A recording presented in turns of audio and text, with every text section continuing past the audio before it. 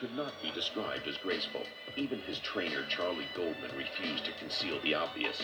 He was one of the clumsiest fellows I ever saw in the ring. Even when he began training, stepped on his own feet and would knock himself down. He had to overcome nature's limitations. One critic described Marciano as too short to seriously challenge mediocre heavyweights, let alone to be a contender for the world title. So there's a lot of little touches to the Rocky, but everyone's a Rocky, you fight like an ape, mate. I mean, you got no graze, you just hit hard and you take a beating. Not too different to this dude. And here comes this little guy, looks like a fire plug, from Brockton, Massachusetts. All the smart sports writers say, guy's a Neanderthal type. He can't fight, he can't do anything, he keeps knocking everybody out. Marciano was small for heavyweight, even by the standards of those earlier times. But he fought with a will of iron, built upon the most dedicated training regimen boxing has ever known.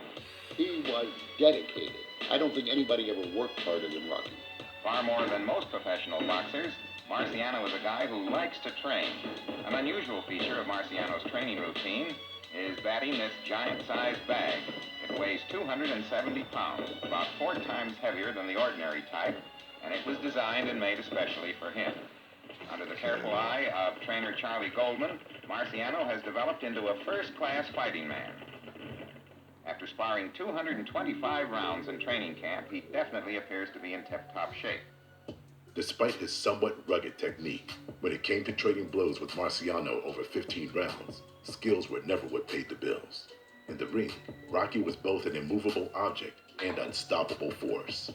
Appropriately nicknamed The Rock, Marciano had fists of stone and the finesse of a boulder.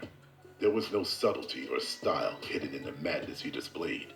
In the ring, he was a man obsessed with victory. His opponents were facing onslaught that was fueled by the roars of the crowd. Roland Lastarza needed surgery on his arm after the nerve damage that was done by Marciano's pounding. Buy your digital railcard and tickets with Trainline.